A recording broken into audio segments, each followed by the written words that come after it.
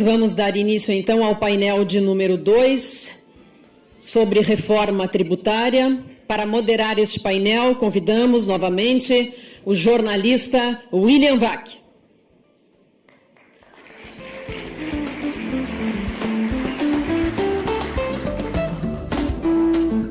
Como debatedores, convidamos o Dr. Luiz Gustavo Bichara, sócio da Bichara Advogados.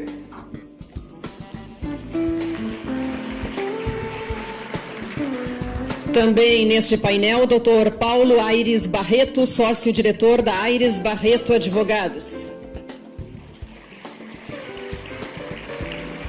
Convidamos também o senhor Paulo Rabelo de Castro, presidente do BNDES.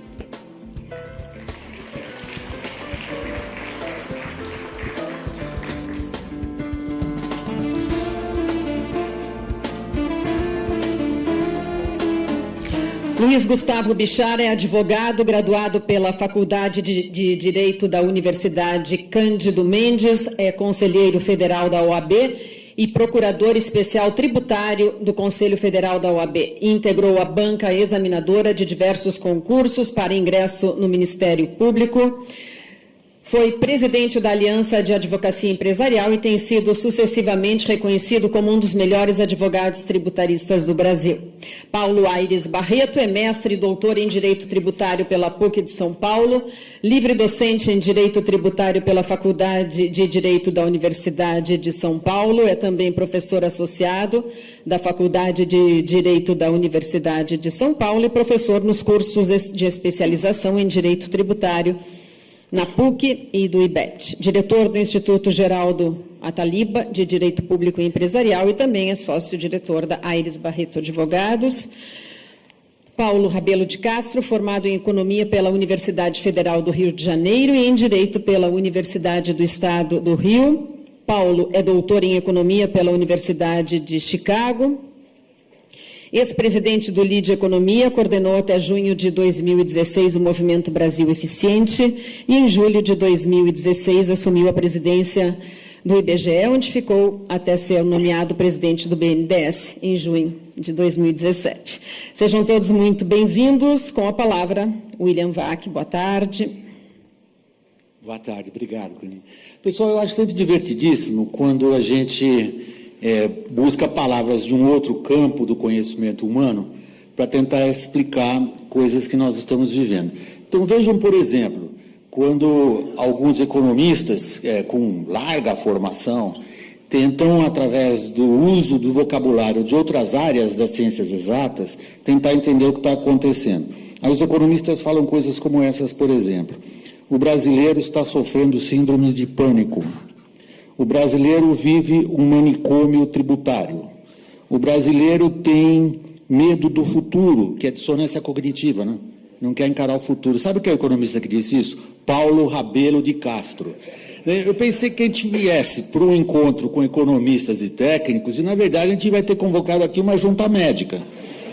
Porque o vocabulário vem da psiquiatria.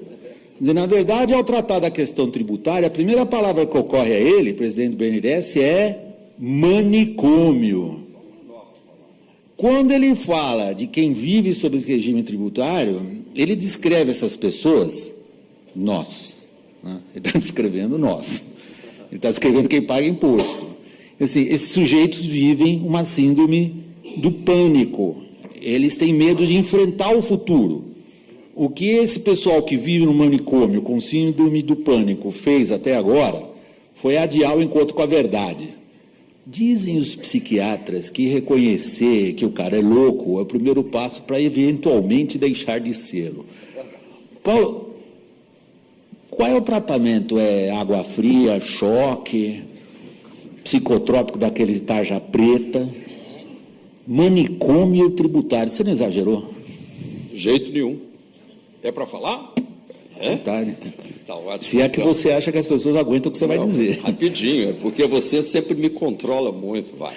Eu sou treinado para isso. Boa tarde a todos e a todas. Muito feliz de estar aqui. Foi uma entrevista dele para estudar dinheiro, tá?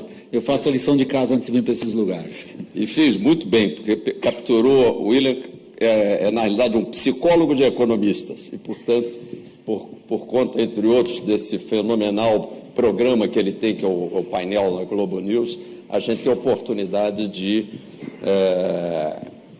confrontar ideias, mas também confrontar personalidades, devido ao alto nível das pessoas que por ali percorrem no programa do William Vac. Eu tenho tido o privilégio de ser um deles. E também tive, e quero registrar aqui, agradecendo a todos que nos convidaram, o Caio Carvalho em particular, para estar aqui esta tarde, de dizer, William, que é um pouquinho hora da saudade, porque em 2002, ao ensejo do primeiro congresso da ABAG, nós aqui estávamos com o meu sócio, Ivan Vedequim, que está ali na quarta ou quinta fila, e naquele momento nós fizemos uma coisa extraordinária. Nós apresentamos o que seria uma nova instrumentação financeira composta de novos papéis para o agronegócio brasileiro, um conceito de seguro rural, um conceito de pejotação da agricultura e, portanto, no conjunto, um leque de possibilidades de modernização para o agronegócio. E eu cito isso por quê? Não só porque quero prestigiar a persistência e a pertinácia desse grupo de estar já na 16ª edição, isso é muito importante para nós, Brasil, isso é quase como estar há 100 anos fazendo alguma coisa. Tamanhas são as dificuldades. E depois também para registrar que aquela ideia que nós colocamos assim, quase que desesperadamente, naquele 2002, que ameaçava uma eleição de um barbudo que iria dar fim com o Brasil, né? Foi exatamente naquele ponto de virada que não só o Brasil não acabou, como também o barbudo se encantou por um indivíduo que ele chamou lá para ouvi-lo, que era Roberto Rodrigues, uma espécie de meio sócio do nosso escritório de consultoria, que já havia desenvolvido esses temas das novas instrumentações financeiras. Roberto Rodrigues, com a sua persuasividade, conquistou o coração do Luiz Inácio, que o convidou, então, para ministro, e lá se foi meu sócio para secretário de Política Agrícola. Acabou-se o escritório, mas iniciou-se um processo de verdadeira revolução do agronegócio. Eu vou citar, entre outras, só um instrumento fabuloso, que é a LCA, não é? Mas, entre outros tantos pontos de instrumentação. Algumas coisas, como seguro rural, ainda estão capengando. Eu dei essa volta toda só para cumprimentar o auditório, lembrar coisas do passado, mas para dizer a você, William, que é preciso aproveitar esses pontos de virada. E o Brasil está exatamente num ponto de virada. E o único jeito de a gente tirar o país da neurose é uma boa e gostosa eleição. Uma eleição em 2018 que vai, de alguma forma, passar a limpo, não o Brasil, mas passar a limpo o discurso político brasileiro. Mas em relação ao manicômio tributário, você votaria em quem dissesse o quê? O manicômio tributário não foi nenhuma frase minha. Eu mantinha uma intimidade intelectual, todos sabem, enorme com o Roberto Campos, e se vocês forem lá no índice do Lanterna na Popa, que agora lançamos também um outro livro secreto chamado Lanterna na Proa, em homenagem ao Roberto, que não circula, mas está aí, de proa para algum lugar, com 60 colaboradores. Mas o Lanterna na Popa original já contém a expressão manicômio tributário, que já não sei se fui eu que usei falando com ele, ou se ele falou comigo e a gente se imitou. Há uma simbiose de pensamentos e uma identidade de diagnóstico. O nosso sistema já passou do limite de reforma. Ele precisa ser completamente remodelado. Ele se transformou num conjunto enorme de puxadinhos que tem um enorme peso para o contribuinte brasileiro. Essa plateia aqui sabe um pouco menos disso, porque a agricultura tem essa felicidade, e ela é a contraprova do manicômio tributário, por ser, na parte exportadora, praticamente totalmente isenta. Na parte do imposto de renda, ela vive um regime especial menos agressivo, não é?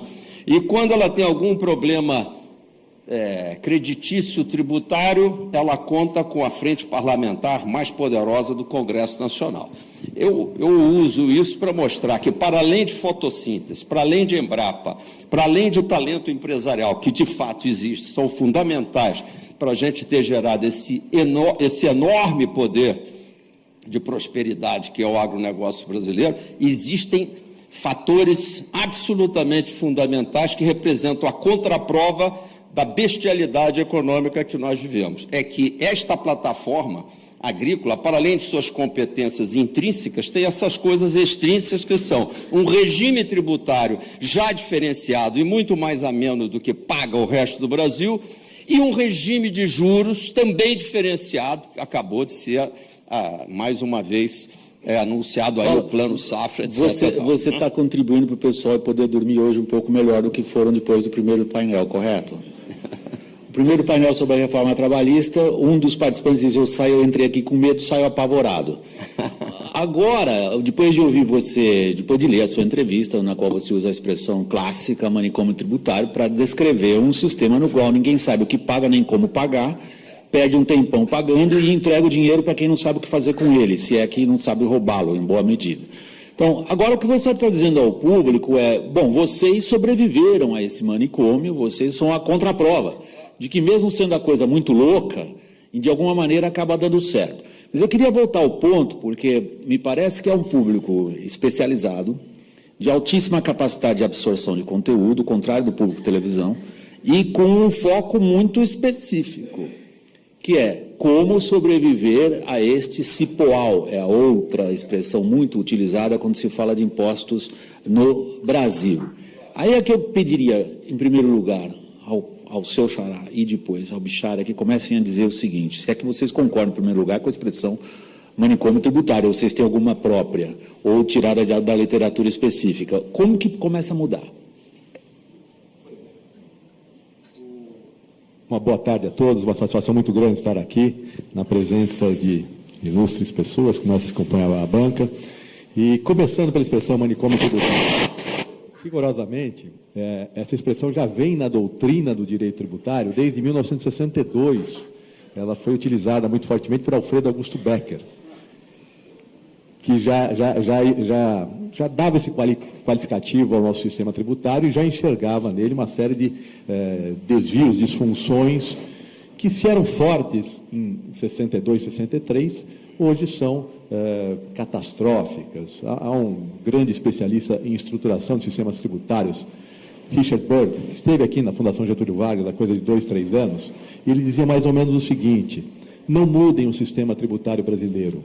Ele é o nosso paradigma de como não deve ser uma tributação. E de uma certa forma, esse é o desafio que se põe, que é menor, e aí eu concordo com o Dr. Paulo, no agronegócio comparativamente, ou seja, indústria e comércio, genericamente considerados, foram muito mais maltratados pela tributação neste país, e o resultado, economicamente, esse é o que se vê, uma destruição, de uma certa forma, de um parque industrial importante. O futuro passa por um equacionamento desses problemas que olhe para a realidade da prestação de serviço, para a realidade do agronegócio e os tenham como um paradigma a ser seguido, uma menor carga tributária, uma carga tributária mais estruturada, leva a melhores resultados. O que não significa que esse setor não tenha problemas. Para dar um só, o Fundo Rural está aí atormentando a todos aqueles que vivem neste segmento, com uma mudança de posição do Supremo muito repentina, de uma certa forma, criando uma insegurança jurídica, criando uma instabilidade, criando um passivo contingente de difícil solução. Há agora um programa para que se resolva o problema pela linha do parcelamento, sem que ao menos se tenha cabalmente posicionamento supremo, no sentido de se deve ou não modular essa questão, se ela terá efeitos prospectivos ou terá efeitos retroativos, ou seja, eventualmente o contribuinte vai pagar uma dívida que potencialmente ele pode sequer vir a ter. Neste cenário de incerteza, é muito difícil ser contribuinte neste país. É muito difícil olhar para aquelas 42 mil páginas de legislação tributária que foram organizadas num livro que só tem legislação de tributos e que no dia foi publicado já estava desatualizado, e saber o que é o melhor direito a ser aplicado. Aí o fisco fica 5 anos, olhando para a decisão do contribuinte, no 5º ano ele vai lá e diz, está tudo errado, vou lhe autuar 75%, 150%, vou lhe cobrar as diferenças. Este é o dia a dia do empresário brasileiro. O empresário brasileiro, acima de tudo, tem que ser um grande corajoso para empreender neste país. O que um candidato que merecia esse nome deveria dizer em relação ao manicômio tributário nas eleições de 2018? Porque já ficou claro nas 2 primeiras intervenções também que se algo é para mudar, depende de um consenso e do empenho da sociedade. E a sociedade é representada por deputados, por exemplo. O que um deputado que merecesse o seu voto, Bichara, deveria dizer em relação à reforma tributária? Boa tarde a todos, uma alegria estar aqui. Em primeiro lugar, eu gostaria de comentar que eu discordo da expressão manicômio, porque manicômio dá para fugir do sistema tributário brasileiro, não tem como fugir. Então, é equivocado o uso da expressão manicômio.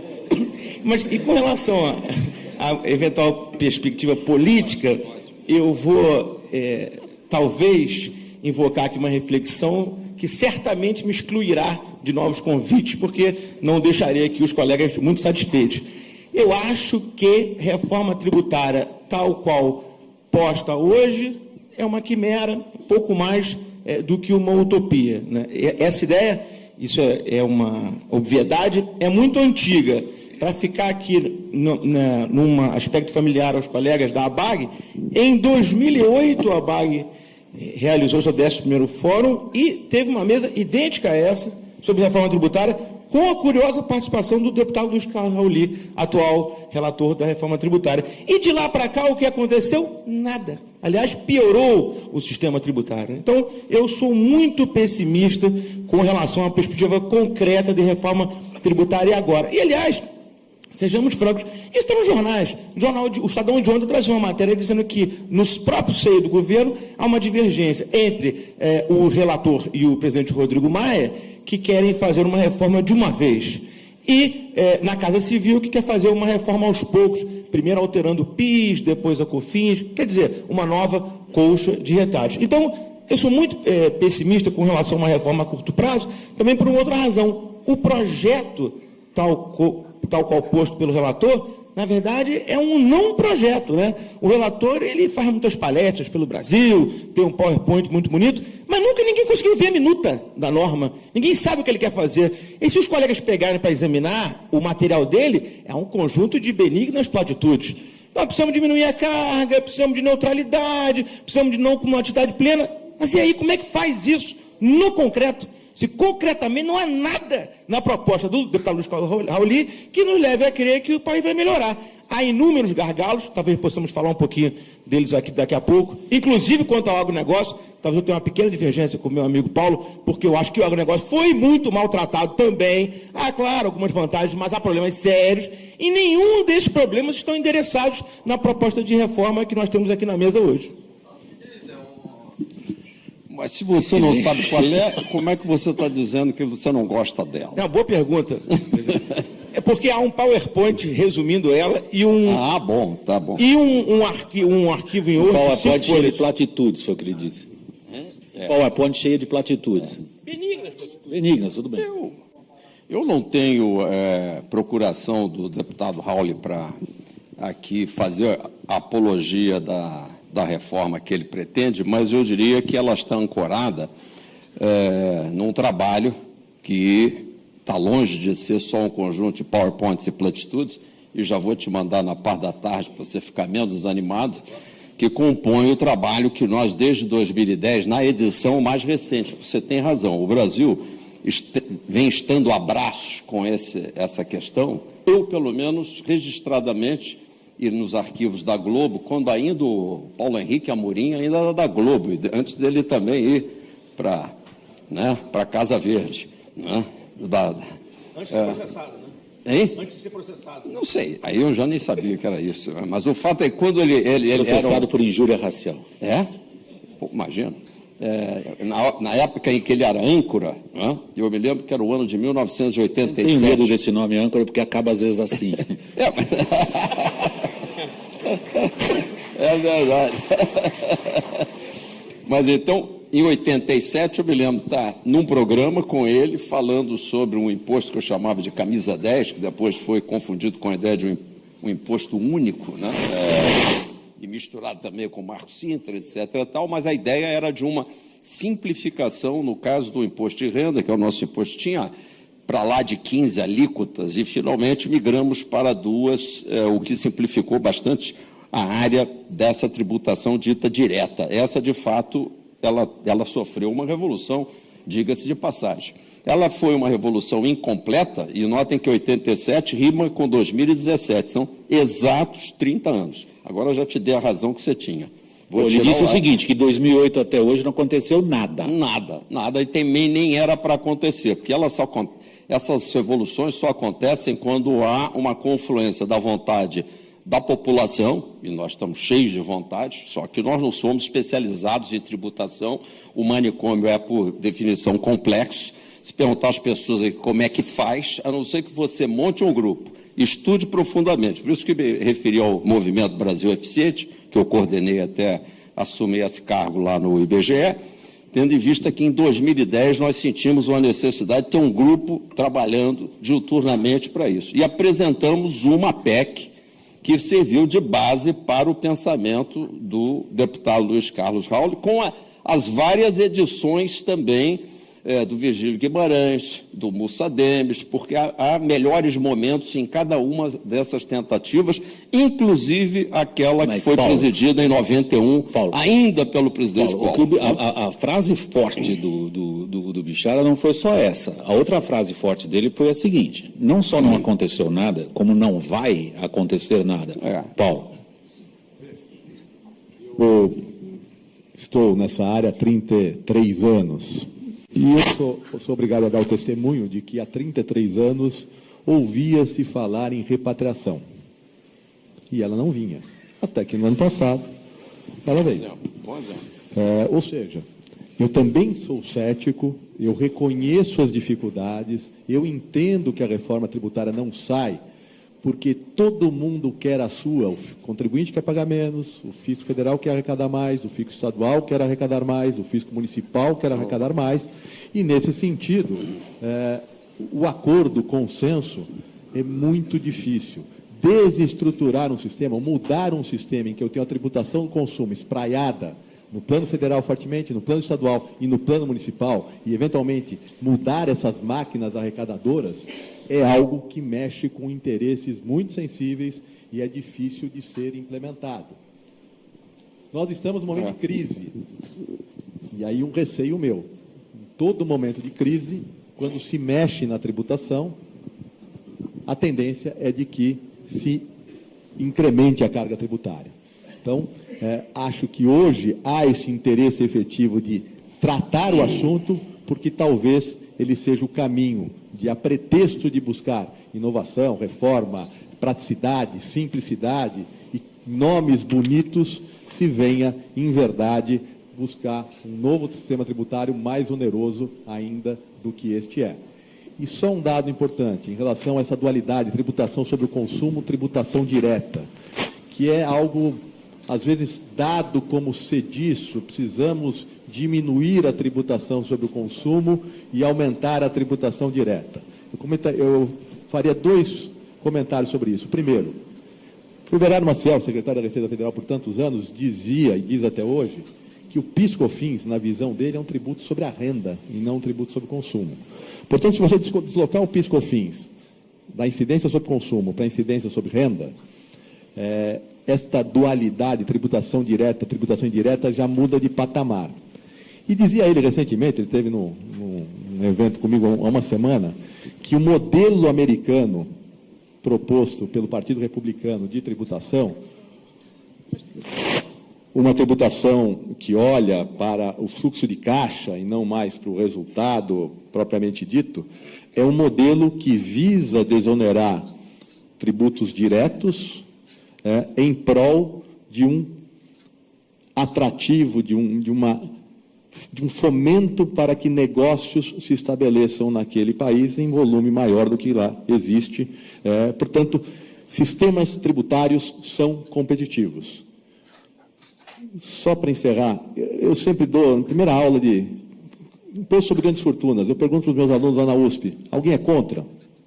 E, normalmente, o auditório se posiciona unanimemente a favor desse imposto. Segunda pergunta, é bom para o Brasil, em termos de sistemas tributários que competem entre si, criar este imposto? Ele vai atrair investimento ou vai rejeitar investimento? E aí o debate já se instala e as certezas desaparecem. Paulo, eu faço a pergunta e você, independente do que você quiser dizer, veja só, nós temos, evidentemente, aqui duas visões sobre o que vem imediatamente para cima de nós. Você tem uma visão bem caracterizada do Bichara, que diz, nada aconteceu até agora e não há nada que me faça acreditar que algo se mova. Paulo Aires, ele colocou uma pitadinha de sal também nisso, ao dizer, são conflitos, são interesses conflitantes que estão em jogo nesse momento de crise, se alguma modificação vier, ele teme que seja para pior, na verdade. O que faz você, Paulo, como você deixou claro na sua entrevista na STOA esse fim de semana, além de outras, eu conheço bem o seu pensamento, o que faz você dizer às pessoas que, na sua visão, 2018 é ao contrário, é uma hora em que a gente enfrenta os desafios e consegue mexer, por exemplo, na questão tributária. Por que você diz isso? Com certeza, eu vou dar para esses dois grandes advogados aqui, já porque sei que não é por interesse em causa própria, que eles queiram manter o país preso a essa complexidade, porque eles já são ricos, são advogados e tem o nome no cartãozinho deles mesmos, é claro que são ricos. Né? Mas eu vou dar para eles o prêmio de os dois homens mais velhos do mundo que eu conheci. Porque é a caracterização do velho, do idoso, eu vejo na minha mãe lá que chegou aos 90, ela é puro passado. E ela não consegue se desprender do passado, que é passivo, para sonhar um pouquinho o futuro. E no caso, meu caro Xará, não é nem sonhar. O Brasil deve a si mesmo isso. Vocês, como profissionais do direito, vocês deviam estar reverberando a injustiça que está nesse suposto sistema tributário.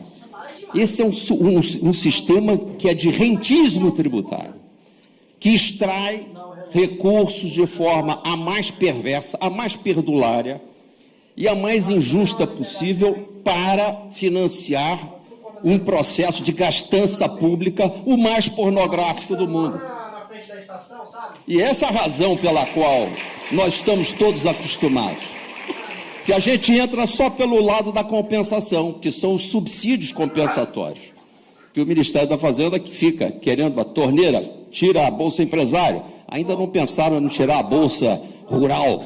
Não sei por quê, talvez por um pouco mais de força política. Não é? Mas essas compensações, inclusive a Bolsa Família, inclusive todas as compensações que são dadas nesse imenso dar e receber que é a despesa pública brasileira, são compensações ao sistema de perversidade que mantém todos de boca calada, menos uns poucos do Movimento Brasil Eficiente, que pelo menos a gente é jovem, a gente quer um país melhor. E ainda que não façam, nós vamos continuar exigindo que façam. Agora, se vão fazer este ano, bicha, eu acho que se o presidente da República, tão mal falado, tão malquisto, tão mal abençoado, ele tiver a capacidade, além da reforma que já aprovou, que terá mais uma segunda rodada trabalhista, com certeza, e da previdenciária, que se não aprovar agora, está dito lá naquela entrevista, far-se-á uma mais radical quando ela for feita. Então, é pegar agora ou fazer mais ainda na próxima rodada. E esta tributária, que está razoavelmente bem estruturada pelo Raul, ela é mais uma simplificação tributária baseada na diminuição da quantidade dos tributos indiretos, incluídos PIS, COFINS, ICMS e o famigerado IPI, único país pré-joanino que taxa o ato de industrializar. Será que nós não temos vergonha na cara? O único país do mundo que taxa o ato de industrializar sem perguntar se o industrializador já faturou ou não. Ele não precisa nem mal faturar. Ele não precisa lucrar. A ele não é perguntado se o fim do processo econômico dele é lucrativo para ir extrair a cota do governo. Isto é rentismo tributário, assim como vivemos presos e escravos do rentismo financeiro mais descarado e pornográfico do mundo. Eu não devia estar falando isso, Paulo, eu sou o governo. não, está ótimo. Bichara, Peraí. seja mais jovem, Paulo. aproveite, use a sua inteligência Paulo. para estabelecer um futuro para esse país. Paulo, peraí, Sejamos aguenta. indignados com isto que está acontecendo com o nosso país. Estamos todos, os bom. aplausos não são para o estado de coisas. Os aplausos aos quais eu também me associo é a sua capacidade de colocar em poucas e eloquentes palavras, com muita veemência e capacidade de persuasão, que estado de merda no qual vivemos. É isso. Os aplausos são para isso, mas a pergunta continua no ar, na cabeça de cada um de nós aqui. Eu posso responder agora Um na momentinho, prática? peraí, aguenta.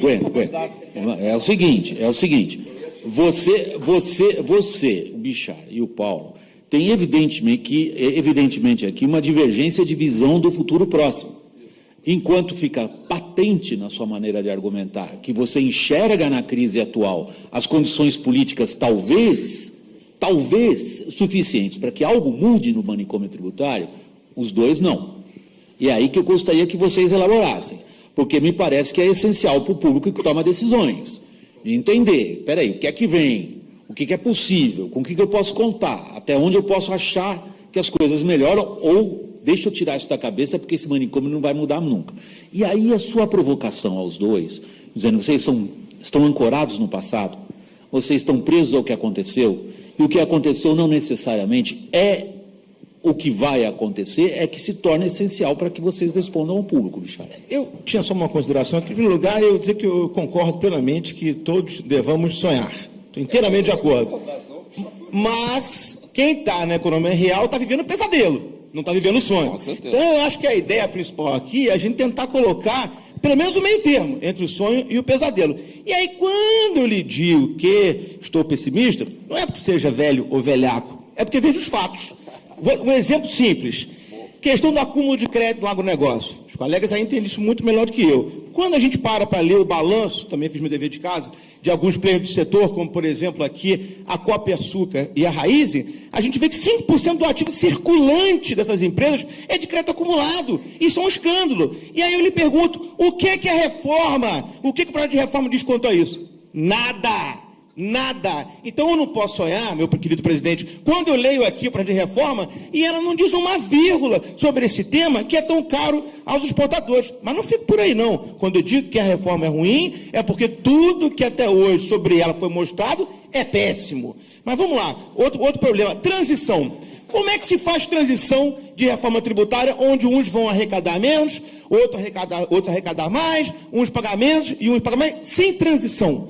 Não tem regra de transição aqui. Quer dizer, todo mundo quer uma reforma tributária para chamar de sua, né? A União quer uma, o município quer outra, o Estado quer outra, os banqueiros querem uma, agora todo mundo quer uma.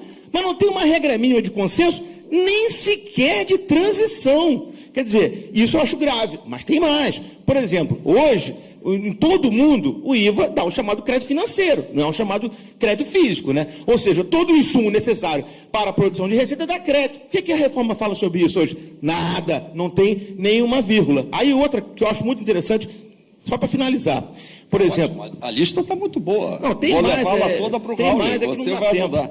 Aí, por exemplo, a reforma diz lá, tem uma frase linda, precisamos, o PowerPoint, né? PowerPoint. Precisamos substituir a matriz de tributação de renda para o consumo. Ótimo. Só que hoje o Brasil tem 51% da sua carga tributária, dados oficiais da Receita Federal, em cima de bens ou serviços, que evidentemente uma carga tributária muito injusta porque onera mais o pobre, né? Quer dizer, o imposto sobre o quilo de feijão é o mesmo para o doutor Paulo Rabelo ou para o mendigo da esquina. No entanto, nos países, o ranking da OCDE indica que nos países, todos os membros da organização, a tributação sobre o consumo é de 25%, é metade do que é no Brasil. Aí vamos olhar o PowerPoint, não tem nada sobre isso. Quer dizer, como é que nós vamos aumentar a tributação sobre renda? E aí, mas como é que vai ser? Vai aumentar a alíquota do imposto? Vai revogar a isenção de dividendos? O que é que vai acontecer? Não há nada. Então, quer dizer, o meu pessimismo, meu querido presidente, deriva só de um ponto. Para fazer isso em um ano, nós tínhamos que estar muito mais avançados no debate. É provável. E nós estamos na estaca zero. Ele disse, eu não sou velho, eu sou vivo. Paulo.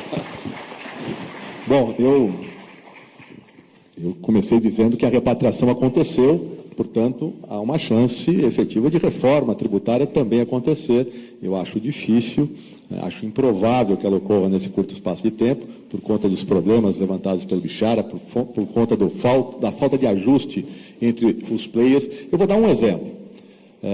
PIS/COFINS. Eu estive em Brasília há 3 anos, a convite do ministro Gilmar Mendes, no Instituto de Direito Público, com o secretário da Receita Federal, uma equipe de professores, para discutir o novo PIS/COFINS. Também tinha um PowerPoint. E não tinha a alíquota do novo PIS/COFINS. Que será simples, diz o governo. O que é ser simples? Todos submetidos à mesma tributação não cumulativa, com crédito financeiro, essa é a lógica. Efeito imediato desta simplicidade: o prestador de serviço vai ser altamente onerado. O agronegócio vai pagar mais amanhã do que pagaria hoje. É isso que nós queremos? É esse tipo de ajuste no PIS/COFINS que se busca? Quando foi inserido o regime não cumulativo, lá em 2001, 2002, 2003, todo mundo pugnava pela não cumulatividade, dizendo que tributo cumulativo era ruim. Alcide Jorge Costa, saudoso Alcide Jorge Costa, tem um artigo de 62, em que ele diz, olha, cumulatividade ou não cumulatividade não é algo inerentemente bom ou ruim. Me dê a alíquota e eu lhe digo se uma cumulatividade é ruim ou uma não cumulatividade também pode ser pior. Ou seja, nós, diante de 2 tributos que já representam algo fora da curva de qualquer sistema tributário, PIS/COFINS, nós estamos ameaçando reformá-los há 3 anos, já no governo Dilma, então, portanto, não estou falando de governos, não sai, não se informa a alíquota, transparência zero, não se pode discutir seriamente se eu não sei a alíquota, se eu não sei quais são as regras do jogo. E, na sexta-feira, o que se anunciava vem uma medida de simplificação aí por parte da Receita Federal. Talvez seja o PIS/COFINS com esses problemas que eu estou adiantando. Paulo, eu queria ajudá-los e passar da puxada de orelha rápida para esquentar o debate por uma concordância parcial, e mais do que parcial, dar razão a vocês no sentido de que o dever de casa da turma que assessora o deputado Raul ainda não está completo. Eles estão utilizando a Fundação Getúlio Vargas, que teria na semana passada preparado o primeiro esboço de um sistema mecânico de cálculo dos efeitos de mexer em tantos tributos, e sem que ninguém queira ser especialista, basta pensar em 7 tributos incidentes só sobre o ato do consumo, sem falar em outras taxas e taxinhas, 7 grandes tributos, para pensar que mexer nisso é altamente complexo. Então, precisa de um modelo matemático para calcular efeitos. Isso só ficou pronto semana passada. O segundo aspecto muito importante que você mencionou é o fato de todos competem para ficar com a sua parte da arrecadação protegida. E o Brasil trabalha com 3 níveis de governo. A União Federal, que é representada pelos interesses basicamente da Fazenda, obviamente, Fazenda e Planejamento, por um motivo muito simples. É o ministro Meirelles, junto com o ministro Diogo, que tem que, no final do dia, no dia 30, ter dinheiro no caixa para pagar toda aquela imensa conta de salários, aposentadorias e outros custeios. Os investimentos são sempre relegados a segundo plano. Então, na realidade, eles têm justa e natural relutância em fazer uma abordagem um pouco mais, vamos dizer, mais ousada, e pretenderiam fazer uma abordagem fatiada. Esse termo me dá arrepios, porque ele foi usado pela professora Dilma. A coisa que tenha saído daquela boca é uma coisa complicada, entendeu? Mas existe uma questão conceitual associada à chamada reforma fatiada. Que nem o pior, nem o que saiu da boca, é o que entrou naquela cabeça. Deixa eu terminar que é sério. A reforma fatiada não é percebida pelos maiores interessados, que somos nós, que daríamos o suporte político para uma reforma, e o Bichara há de concordar, sobre um tema muito complexo. Você está resolvendo um problema na tua família. Todos estão brigando com todo mundo. Se você não dá um grito muito grande, de alguma forma não dá uma ordem unida geral, ou seja, não apresenta uma mudança mais ou menos generalizada, ainda que ela seja implantada em etapas, isso é outra coisa, você não precisa implantar tudo imediatamente, mas a visão da nova ordem tem que ser dada de uma única vez. Esse é o grande desafio do Raul, porque ele tem que realmente fazer uma reforma grandiosa, embora marcando as etapas, o que é diferente de uma reforma um pouco mais na linha do Ministério da Fazenda, que é mexer primeiro no PIS/COFINS, introduzir créditos financeiros, dúvidas sobre aquela alíquota, quando, na realidade, esses dois famigerados tributos sobre faturamento têm que migrar para um ICMS compartilhado ou para um IVA dentro de uma definição, ou um misto de IVA com imposto seletivo, que é a abordagem do Raul, e estamos conversados. De forma que a relutância da Fazenda gera um pouco mais de impossibilidade prática e gera essa sensação de que esse negócio não vai. Essa administração vai acabar e isso não terá ido. De forma que a minha torcida é que o deputado, pelo menos, leia o relatório na comissão. Dê para o Bichara a noção do que é que está faltando, e você, que é um grande e douto conhecedor do assunto, vai, estando lá em Brasília, ajudar o quê? A enriquecer com os pontos que, de fato, estão, muitos deles, faltantes. O principal, falo depois na próxima rodada, é sobre a questão da neutralidade. O truque desta simplificação é que a gente não pode fazer a justiça distributiva ao mesmo tempo que faz a simplificação. Em suma, quando se fala aí de neutralidade, é uma ideia que a gente, lá no Movimento Brasil Eficiente, conseguiu introjetar dentro da comissão, que é, de início, a reforma tem que ser um mecanismo onde a transição dê segurança aos governos de estados e municípios, que eles continuarão ganhando a mesma fatia do bolo, ainda que um bolo encurtado, que eles recebiam. Agora eles vão dizer, bom, mas então como é que então a reforma tem efeitos? É que ela tem um efeito incremental. As alíquotas novas passam a ser calculadas a partir do dia da reforma e não sobre o bolo que constitui o estoque da arrecadação anterior. Isso vai requerer, o Raul chama isso de um superfisco, eu prefiro chamar uma operadora nacional do sistema de arrecadação, ou distribuição de arrecadação, ONDA, que constava, inclusive, da descrição feita ainda pelo relator André Moura, e eu acho que até um IBGE poderá ser o órgão nacional que a cada dia, dispondo de informações, e vejam como é que isso vai ser bonito, você já tem via nota fiscal eletrônica hoje no Brasil, com o CNPJ de entrada e de saída, a capacidade de redistribuir nas mesmas proporções para cada ator desse processo, inclusive para a União Federal, e entregar ainda as informações estatísticas sobre como é que vai a indústria, o comércio e a agricultura a cada dia. Uma revolução tributária, simplificadora, grande ganhador é o contribuinte, e uma reforma e uma revolução também de informação econômica. Você hábil e inteligente como você reorganizou a discussão nos seus termos.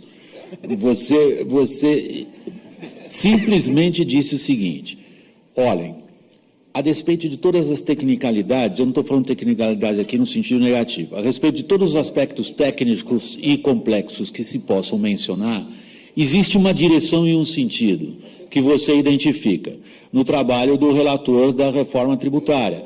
Essa direção e sentido, também eu estou simplificando um pouco o teu raciocínio, que é muito mais sofisticado que a minha síntese, é o seguinte, no seu modo de ver as coisas.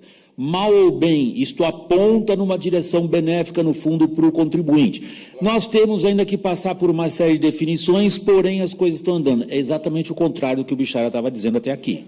A percepção dele pode estar correta, estando um pouco de fora, ele tem informações insuficientes. Pois é. Fala isso no microfone, por favor. Eu acho que o Bichara, nesse ponto, tem total razão, como em outros pontos, porque ele está subinformado e, inclusive, eu estou subinformado. Fomos fazer com o coordenador verdadeiro desta reforma, que é o assessor jurídico do presidente Temer, para começar, que é o professor Gastão Toledo, até agora não foi mencionado.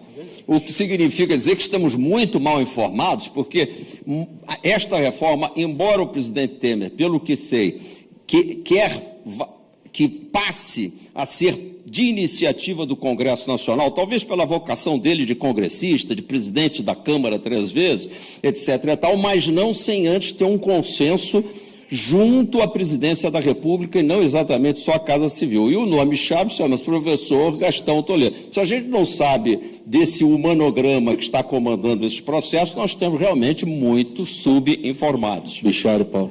É que aí, eu concordo plenamente, mas dá-se uma coisa meio soviética, né? Porque o relator está percorrendo o Brasil fazendo palestras. Entrei hoje de manhã no site dele. Noticiava-se que até outubro ele falará 30 palestras pelo Brasil. Mas vai palestrar sobre o quê? Sobre o PowerPoint não precisa, todo mundo já leu, né?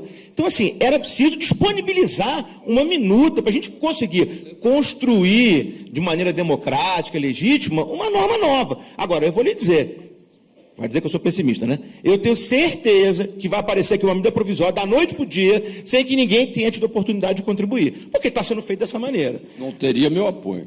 Isso, com certeza. Agora, só dois pontos interessantes, eu acho, para a gente tentar também ser um pouco... Além do mais, o assunto não é passivo de medida provisória. Também acho. Também, ótimo. Mas as últimas reformas vieram todas por medida provisória. Isso é PEC, isso não tem outro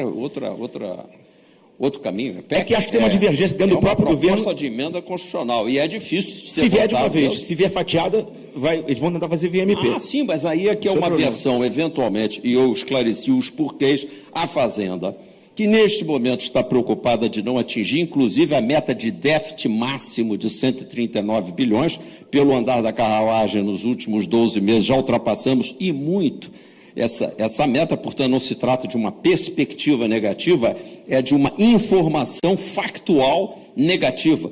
Dentro deste ambiente, ela pular o que seria uma piscina vazia de tentar qualquer movimento mais brusco no processo reformista, estaria a exigir uma parte que o Movimento Brasil Eficiente sempre colocou como a outra peça da tesoura, que é um controle efetivo do gasto público no custeio geral, com a instituição de um Conselho de Gestão Fiscal. Deixa eu voltar à discussão ao foco que ela tinha antes, que era por que você vê ou por que, na sua visão, o que está acontecendo aponta para uma reforma Bichara não, e o Paulo aceita Bichara completa. Eu só queria complementar, para tentar também ser minimamente propositiva e, eventualmente, dar ideias para que, se eventualmente a gente puder, de fato, contribuir com o debate, dar algumas ideias. Do que se vê do material hoje disponibilizado, como eu disse há pouco, não há nenhuma regra de transição. Isso me preocupa muito, porque não é pelo fato de que nós vamos mudar PIS, COFINS, IPI para ICMS, que os problemas existentes com esses tributos hoje vão deixar de existir. Não vai ser só o nome de batismo que trará a panaceia para todos esses males. Então, por exemplo, dois problemas que também eu já referi muito caros ao setor. O acúmulo de crédito de ICMS, por força de exportações e diferencial de alíquota. E o problema do acúmulo de PIS/COFINS, por força das saídas isentas e não tributáveis. Isso não está tratado no projeto, né? E nem aparentemente vai ser, porque nem remotamente se menciona isso. Duas coisas, a convalidação de incentivos fiscais e a migração de um sistema de múltiplas alíquotas de CMS para um regime de alíquotas uniformizadas. Mas os créditos hoje existentes continuam na mesa. Então, isso é uma coisa que eu acho que o setor tem que estar atento. É preciso que haja uma regra de transição. Não dá para micar com esses créditos na mesa, né? E isso é simples de resolver. Por exemplo, basta criar uma regra onde se desonere a entrada, como é com os preponderantemente exportadores. Suspende o tributo na entrada para o agronegócio. É simples de resolver isso. Mas não sei se alguém já deu essa ideia. Aí tem outra coisa muito curiosa, só para noticiar para vocês. Dentro do PowerPoint tem uma previsão lá do deputado de que ele vai isentar totalmente a cadeia de remédios e de alimentos. Isso pode ser bom, né? Quer dizer, ele vai desonerar a cadeia de alimentos, então isso vai afetar o agronegócio? Como é que nós vamos materializar isso? Se não me engano, primeira necessidade, né? Que é uma coisa tão antiga quanto os trabalhos que eu e o Videquim fizemos ainda meados dos anos 90. É possível, sim, é uma injustiça você ter uma tributação onerosíssima sobre produtos, como você mencionou, o feijão, primeira necessidade, e o país é, sim, para cúmulo da injustiça, um país de sistema tributário dos mais regressivos do mundo, como aqui mencionado. Só que, repito para esta douta audiência, se quisermos fazer a dupla transição de simplificar e, ao mesmo tempo, querer redistribuir, nós chamamos a grande e difícil discussão de como redistribuir, por exemplo, do imposto indireto para o direto, aumentar a alíquota de imposto de renda, imagina? Isso daria os caras gigantes em toda essa plateia aqui, não é? E isso não dá para você discutir ao mesmo tempo. Então, tem que, nessa reforma, não sei se o Raul colocou isso, marcar para 2 anos após a entrada em vigor do processo de simplificação, com um Conselho de Gestão Fiscal previsto no artigo 67 da Lei de Responsabilidade Fiscal. Parece que eu estou falando de um conselho que eu inventei. Não, ele está na Lei de Responsabilidade Fiscal desde o ano 2000, William. E um conselho da importância, só pelo nome você vê, porque ele é o Conselho Monetário Nacional da área fiscal. Essas coisas boas, essas ideias generosas, nunca ninguém conseguiu regulamentar. É preciso fazer isso para que o processo tributário comece a ser visto racionalmente quando ele for passar para a etapa de rediscussão distributiva, né, que é a segunda fase. O doutor Paulo colocou aqui em algum momento que faltava informação para nós que estamos olhando o tema do lado de fora do governo. E eu estou convencido que falta mesmo, ou seja, há uma mensagem no sentido de que a presidência tem uma reforma própria, potencialmente, ao menos não idêntica à do relator. Nós temos o PowerPoint do relator e não temos o PowerPoint da presidência, ou seja, falta essa informação. Nós sentimos esse movimento, que é meu sentir errático, de mexer no PIS/COFINS agora. Se há um consenso nessa mesa, é de que precisa acabar PIS, COFINS, ICMS, IPI, ISS. Isso já é uma conclusão gigante, porque se nós temos aqui entre 3 pessoas que pensam, e vocês vivem diariamente o sistema, nós temos que migrar para quê, gente? Para a normalidade. Sermos um país que ainda com a alíquota vai ficar generosamente enorme, né? Mas vai ser visibilizada pelo público. Somos um país com uma imensa tributação indireta que precisa ser depois gradualmente vir sendo reduzida. Isso é uma briga por 2 coisas: conter a despesa pública, embora sem congelá-la, e fazer este produto interno bruto que tem crescido como rabo de cavalo, William, voltar a crescer no mínimo os 3, na realidade, na média, 4, 4,5, 5 nos próximos anos. Conclua, Paulo. Então, neste sentido, vejo com dificuldade esse evoluir de tema, na medida em que falta um projeto claro, não sabemos exatamente qual é o projeto de reforma, falta tempo, falta projeto claro, falta consenso entre os players, porque eu tenho, hoje mesmo pela manhã, eu estava com a equipe da Secretaria da Fazenda de São Paulo, até discutindo um projeto interessante de uma melhor relação entre fisco e contribuinte, de benefícios para o bom pagador do imposto estadual, e eu vejo os interesses divergentes e conflitantes com o que se fala em Brasília, ou pelo menos com preocupações bastante relevantes, ou seja, falta tempo, falta consenso, falta um projeto que seja minimamente consensual. E nesse sentido, todas as dificuldades que eu, por mais que queira, em volta de 7 horas da manhã, estava acordado hoje em reunião, discutindo projeto de lei em prol da sociedade. Eu sou partícipe disso, quero que evolua, torço para que aconteça, mas um mínimo de realismo a gente precisa reconhecer que é fundamental nesse processo. Ô Paulo, e você toca num outro tema muito importante, sobre um aspecto que também não está tratado nem remotamente no que tem até hoje, e que muitas vezes fica fora do debate, que é o seguinte: o Brasil é craque em cobrar tributo, mas é muito ruim em receber. Só um dado: a dívida ativa da União Federal hoje é de 1,9 trilhões de reais. Sabem qual é o índice de recuperação anual? 0,8. Quer dizer, a Procuradoria da Fazenda Nacional faz um trabalho pífio. A arrecadação é inferior a 1%. E nos estados é igual. São Paulo, 360 bi, Rio, 80 bi, Minas Gerais, 54 bi, e todo mundo arrecadando menos de 1%. Quer dizer, ser devedor da fazenda no Brasil continua sendo um grande negócio. Claro que a receita é pitbull quando pega um grande contribuinte, que aí é peão online, é fácil. Mas, quando pega um sonegador, é poodle. Ninguém vai atrás do sonegador no Brasil. Isso é uma reforma que também tem que ser feita e tem que ser tratada junto com a reforma tributária. Porque não adianta só grande contribuinte pagar imposto no Brasil. Aliás, É verdade. estão matando a galinha dos ovos de ouro, ou seja, todo o foco em cima do grande contribuinte o faz efetivamente aquele que paga a conta em relação a toda uma série de outros players que ficam aí inalcançáveis. O Brasil tem o maior índice de litigiosidade em matéria tributária do mundo. Ninguém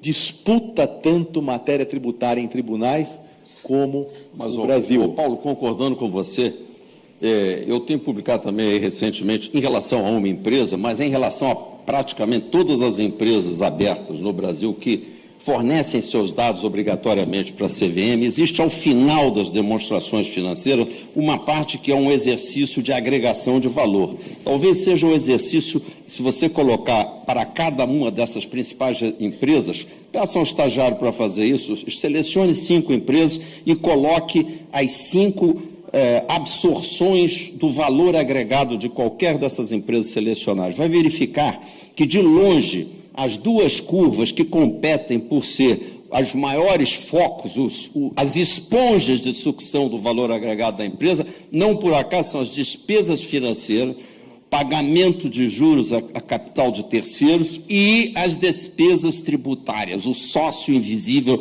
chamado governo. Só para concordar com você. Não, Então, lá até 2015 vinha também a despesa com a mão de obra, e, obviamente, esse é o fator que, eventualmente, deveria estar até despontando acima das demais curvas, não está em terceiro lugar, vamos dizer assim, separado, e lá embaixo a remuneração ao capital próprio. Então, esse é um país de perna para baixo. Se vocês pegarem o comportamento do Ibovespa, ou de qualquer índice de renda variável, e colocarem contra a Selic, ao longo de anos, vão verificar que esse é o único país do mundo que, em vez do papel dito livre de risco, pagar menos em relação à renda variável perde de longe do papel de renda fixa. Nós somos um país funcionando de cabeça para baixo. E se não tivesse a força do agronegócio e 370 bilhões, é essa a razão pela qual também não precisamos ficar chorando demais, hoje temos uma riqueza e uma diversificação de possibilidades que não tínhamos há 20, 30 anos atrás, mas se não tivéssemos isso, nós já teríamos afundado no Oceano Atlântico. Tamanho o grau da estupidez do arcabouço da política econômica. Nós não podemos contemporizar mais com isso, essa é a razão pela qual eu acho que vai ser um tema muito relevante dentro da discussão das próximas eleições. Todos querem essa simplificação, todos querem um país normal. Eu estou chegando quase ao final do nosso tempo, eu queria voltar a um ponto que me pareceu o ponto central e foi o ponto que vocês abordaram em vários aspectos. Em vários aspectos vocês se referiram a questões técnicas que vale ou não vale a pena serem discutidas agora, diante da capacidade ou não que o sistema político demonstra de aprovar o que se considera talvez factível, talvez nem tanto. Vocês se referiram, você particularmente também, Bixara, e o Paulo também, bastante forte, às disputas entre os diversos entes da federação e como isso torna, do ponto de vista político, independentemente de ser uma questão técnica tributária, estabelecer um mínimo de consenso, porque é uma disputa política fortíssima que passa, e além da desconfiança, passa por aquilo que os cientistas políticos chamam de um novo pacto federativo. É muito mais complicado ainda, é quase uma nova Constituição. Vocês se empenharam nesse começo de debate e dar essa ideia à plateia. Como que vocês veem, particularmente o Bixara, bastante mais cético em relação à possibilidade de que alguma coisa realmente mude. O Paulo diz não, há um sentido, uma direção que permite que a gente, aqui e ali, mesmo que seja pequeno, encare como uma realidade que está mudando para melhor. E o Paulo também acrescentando, pode ser, nos falta informação. Porém, eu queria que vocês abordassem agora um outro elemento da realidade, que, aliás, não só você, Paulo, mas todos os economistas têm chamado a atenção. É o problema fiscal. Nós estamos diante de uma bomba e só não vimos ainda que ela já explodiu. A gente não ouviu ainda, mas ela já explodiu. A pergunta é, em que medida o aperto fiscal possibilita ou não reformas tributárias? Quer começar, Bichar? Esse ponto, sem dúvida, é crucial, né? O que a gente tem visto nos últimos anos é que o debate da reforma é sempre posto de lado exatamente quando se precisa de mais arrecadação. E tem um outro problema. Na primeira vez que eu fui discutir reforma tributária no Congresso, o relator ainda era o deputado Mussa Demes. E aí tinha representantes de vários estados e da União na mesa. Aí eu perguntei, e os municípios? Ah, não, esses estão nos convidando. Como assim? Como é que vai fazer reforma tributária sem convidar 5 mil entes tributantes? É impossível, né? Então, eu acho, William, que essa questão do ajuste fiscal versus a reforma tributária fica especialmente prejudicada porque quem controla a rédea disso é a União. Quer dizer, estados e municípios precisam da reforma tributária, mas se a União tiver alguma dor de barriga com relação à necessidade de caixa, não vai acontecer. Posso passar o sentimento que eu tenho tido em relação a este tema. Se nós formos aos jornais de um ano atrás, um ano e meio, é muito evidente uma sucessão de falas no sentido de que não há mais espaço para aumento de tributos, o esforço chegou no limite, tem que cortar gasto, tem que reduzir gastos. Este discurso já saiu dos jornais, ou seja, hoje já se fala em aumento de carga tributária, já se praticou o aumento de carga tributária recentemente com os combustíveis e já se fala sobre isso com menos constrangimento. Portanto, me parece que a questão é seríssima, não tem o sentido, efetivamente, disposição política do governo em efetivamente trabalhar no corte de gasto público, e se isso não ocorrer, como a bomba já explodiu, o caminho que sobra é o aumento da receita tributária. Bom, eu aduziria, sem discordar e concordando com a dificuldade, William, que nós temos diante de nós, porque se de um lado essa direção para a qual depois todos convergiram, e as insistências do Bichara são sobre a parte invisível da Lua, e ele tem todo o direito de saber o que tem lá do outro lado, na outra metade, né? Coisa com que o Paulo Aires também... Eu acho que ele disse que não tem Lua.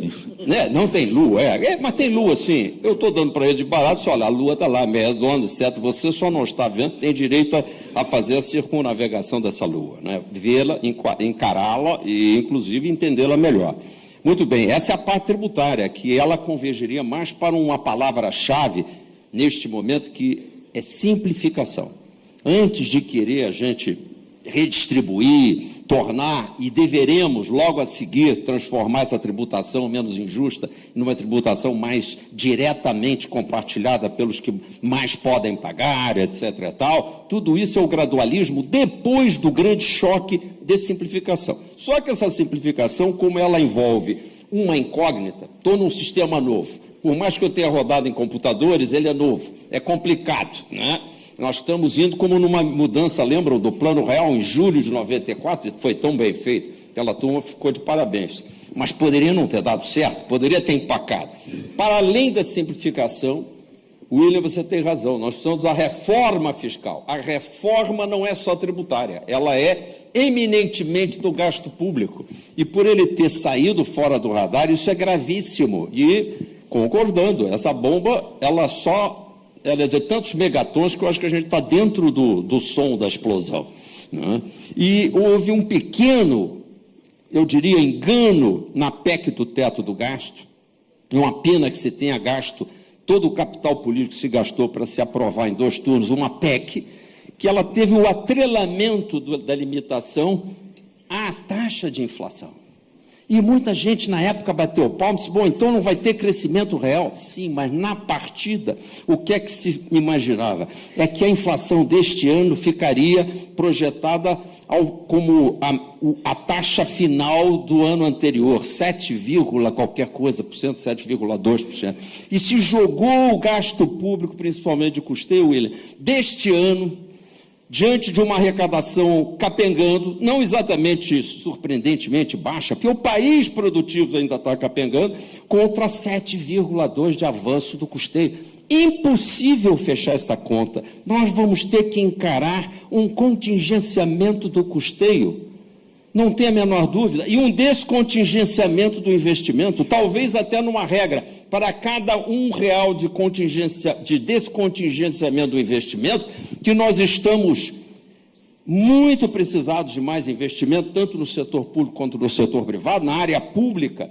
Mesmo os estados que estão bem hoje, um Ceará, um Espírito Santo, eles não têm espaço fiscal para gastar em investimento, que é um contrassenso absoluto, porque tanto faz o real de investimento como o real de custeio, ele é lido nesse déficit do setor público primário como sendo uma despesa primária. Mas a qualidade do gasto é completamente diferente. Um gasto é fertilizador, o outro gasto, ele no mínimo estéril.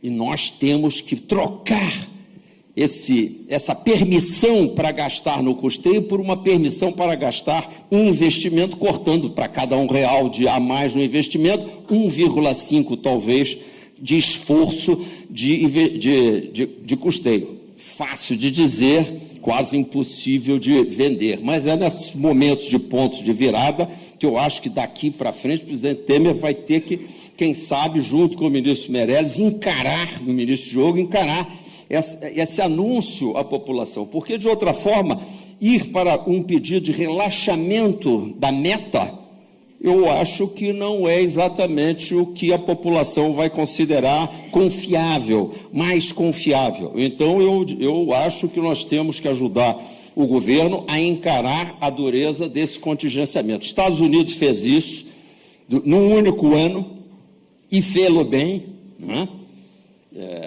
Em 2013, copiando Merkel, que tinha feito isso já em 2010, 2011, foi a primeira a ter a coragem política para fazer e depois foi reeleita.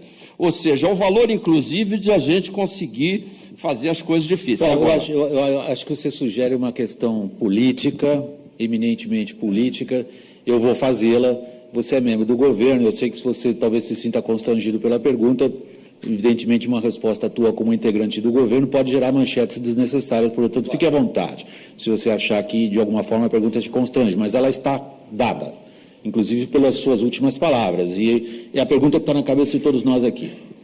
Até onde esse governo tem capital político para levar um mínimo de reformas necessárias adiante? Até onde? Até onde? Até a próxima delação? Até a próxima denúncia?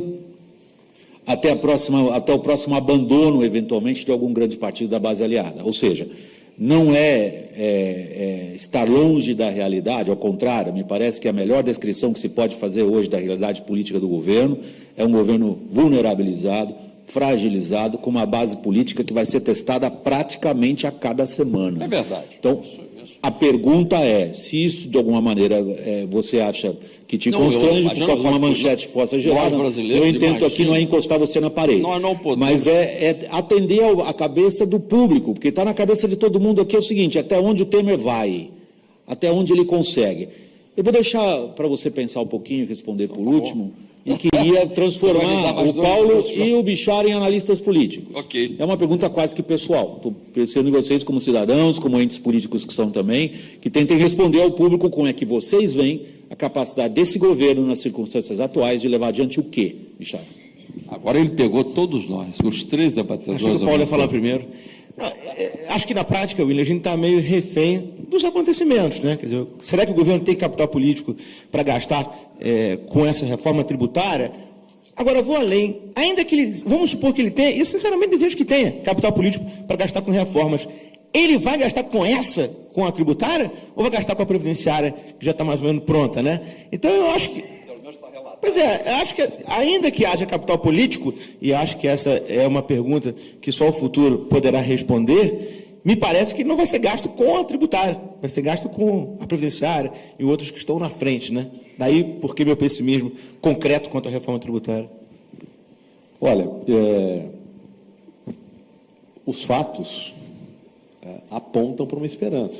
O que já ocorreu é algo importante. gostemos do que ocorreu ou não gostemos do que ocorreu. A demonstração de força política no Congresso Nacional, recentemente, é um dado objetivo. A capacidade que o atual presidente tem de negociar, de se movimentar, de conseguir apoio de quem tem voto hoje, é um dado que não dá para negar. Portanto, eu acho difícil, mas eu acho que existe uma chance e que, para o próximo governo, seria ótimo que esse tivesse sucesso nessa empreitada, nesse momento de reformas. Só fazer um comentário rápido, né? Só tem um problema, né, Paulo, para divergir de você um pouquinho. Eu acho que não dá para a gente contabilizar os votos necessários para a reforma previdenciária como 40 e poucos a mais do que foram para barrar denúncia, por uma razão simples. Quando você aparece com uma reforma que muda a regra de arrecadação da origem para destino, São Paulo grita.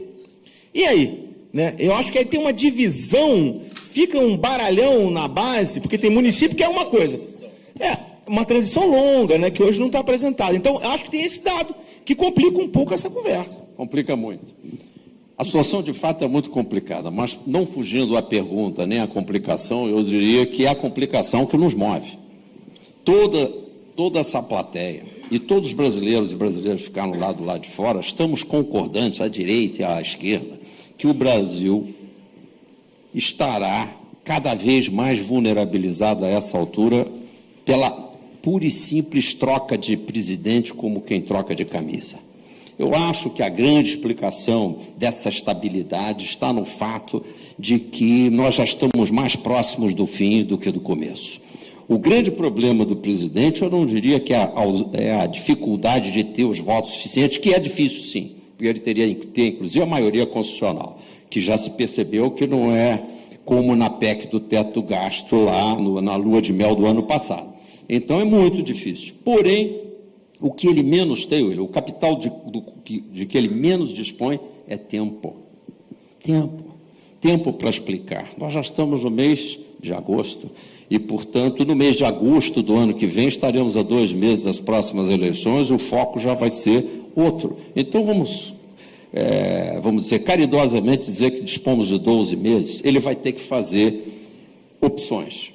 E eu acho que a principal opção que ele vai ter que fazer é no sentido de reequilibrar a área fiscal, ajudando o ministro Henrique Meirelles a encontrar um caminho do meio, um caminho que dê uma possibilidade de que, e aí digo para vocês, elogiando o extraordinário comportamento do agronegócio nesta safra maravilhosa, e, aliás, façamos já propaganda, dia 1º de outubro, o novo Censo Agro, espero que a BAG e todas as suas afiliadas e todas as suas associadas se juntem para a gente obter as informações, não é, Caio? Para o Censo Agro vai começar a rodar em 1º de outubro, todo ele eletronicamente controlado, não é? Com os smartphones na mão de cada recenseador, questionário fácil de responder, uma verdadeira revolução, e eu espero que no mês de maio do ano que vem a gente já tenha os dados preliminares para o Brasil saber exatamente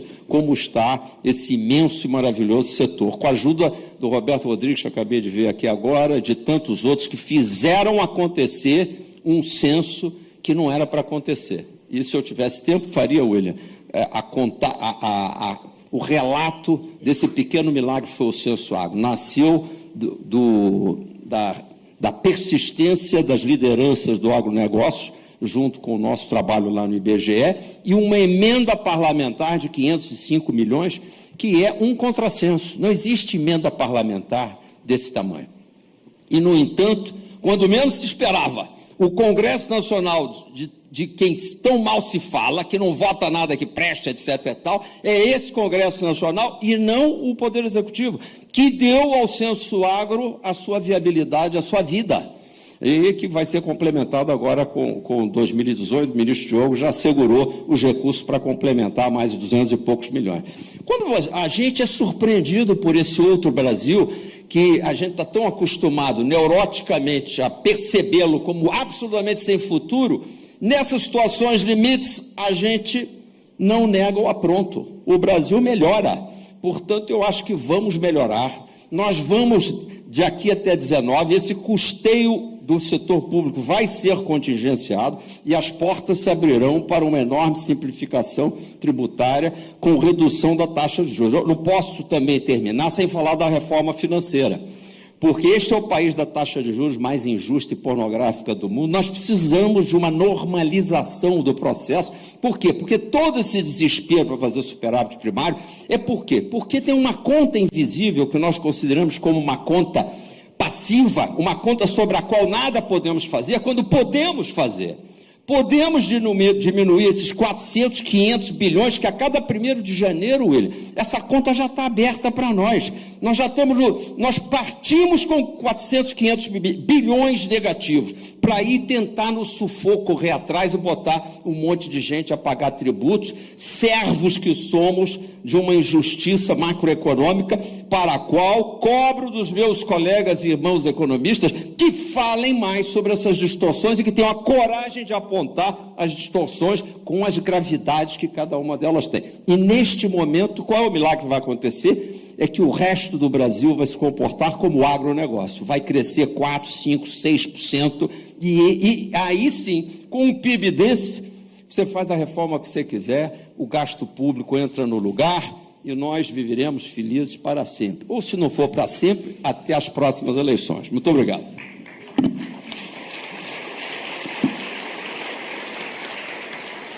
Pessoal, espero que tenha sido útil. Em nome dos participantes, queria muito agradecer a atenção de vocês. Muito obrigado do meu lado. E até mais tarde à noite, aí vai ser boa noite.